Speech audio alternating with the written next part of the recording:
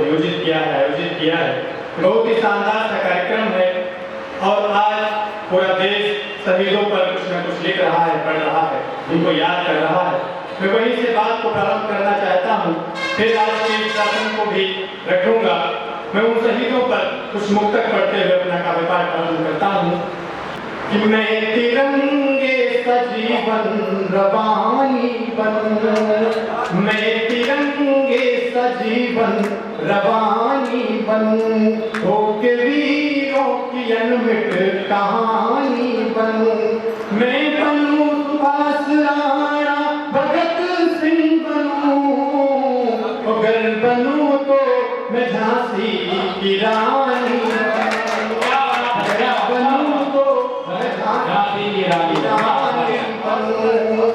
निराला काले कबीरा की बानी बनूं। मैं और सब भी हो सकते हैं, आज की नौजवान पीढ़ी भी हो सकती है जो यहाँ पर विराजमान है और जो भारत का भविष्य अपने अपने घरों में बैठा हुआ है, उसके लिए भी कुछ कामना माँ से करता हूँ, ईश्वर से करता हूँ। ये कभी क्या कर सकता है, सुनिएगा। निराला काले कबीरा की बानी बनूं, भक्त प्रहलाद साओर दानी बनूं, सतु हो चाहे सत साथ लेकर बहूं, सतु हो चाहे सत साथ लेकर बहूं, घर बनूं तो मैं नदिया का पानी बनूं, मैं तिरंगे सजीवन रवानी बनूं। और एक इसी क्रम में क्षण सुनिएगा, ये हमारे जो जवान होते हैं, जो शहीद होते हैं, ये हमारे देश के लिए अपने खून से इस मिट्टी को सींचते हैं, तब हमको आजादी मिल पाती है। एक क्षण सुनिएगा कि आन बान और शान देश की बचाने हेतु, आन बान और शान देश की बचाने हेतु, देशभक्त बाजी यहाँ जान की लगाते हैं, आन बान और शान देश की बचाने हेतु, देशभक्त बाजी यहाँ जान की लगाते हैं। एक नहीं, चार नहीं, आठ नहीं, सैकड़ों ही सैनिक सीमाओं पे शहीद हो जाते हैं। तो बादल आतंक वाले जब कभी जाते यहाँ सीमा पे हमारे घूम घूम मंडराते हैं, कुछ सैनिक यूं ही तो शहीद हो जाते हैं और कुछ तो भगत सिंह जैसे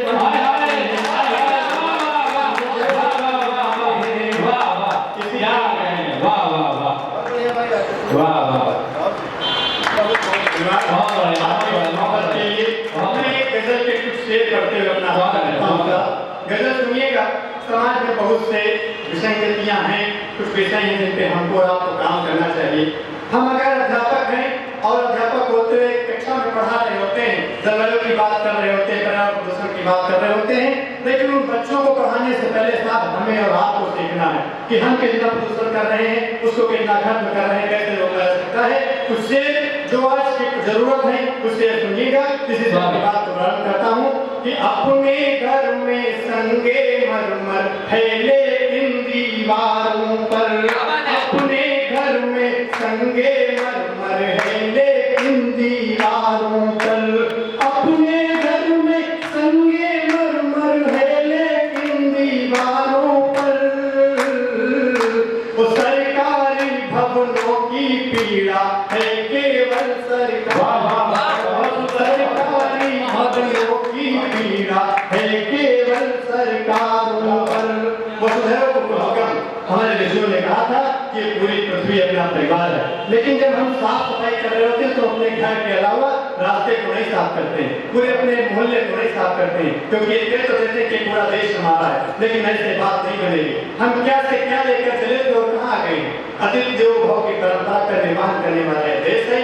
उसे सुनिएगा कि अपने घर में संगे मरमर फैले इन दीवारों पर, अपने घर में संगे मरमर फैले इन दीवारों पर, अपने घर में संगे मरमर फैले इन दीवारों पर, सरकारी भवनों की पीड़ा है केवल सरकारों पर। जब कोरोना काल आया तो आपने देखा होगा कि 2 रुपए की चीज को 20 रुपए तक बेचा गया। जो मजदूर पैदल जा रहे थे उनको भी उन हालातों का सामना करना पड़ा। एक शेर वहीं से निकालने की कोशिश करता हूँ, सुनिएगा। कि 2 रुपए की चीज को खुद में 10 में बेच रहे। किसी सामान की आप MRP देखिएगा साहब और वो बिकती कितने में है कि 2 रुपए की चीज को अपने 10 में बेच रहे। 2 रुपए की चीज तो खुद है 10 में बेच रहे। महंगाई का दोष लगाते हैं केवल बाजारों पर। अपने घर में संगे मरमर है लेकिन दीवारों पर। सरकारी भवनों की पीड़ा है केवल सरकारों पर। एक अंतिम से पढ़ते हुए अपना स्थान लेता हूँ। एक नारा लगाया जाता है कि बेटी बचाओ बेटी पढ़ाओ। और अभी कुछ जजमेंट आया जो बेटियों के ऊपर आपने सुना होगा। आप सब बुद्धिमान है, बताने की जरूरत नहीं है। अंतिम से पढ़ते हुए अपना स्थान लेता हूँ कि सच को सच कहने की ताकत खुद में नहीं है लेकिन। सच को सच कहने की ताकत खुद में नहीं है लेकिन। सच को सच कहने की ताकत हम में नहीं है लेकिन। दोस्त लगाते रहते हैं बस कागज के अखबार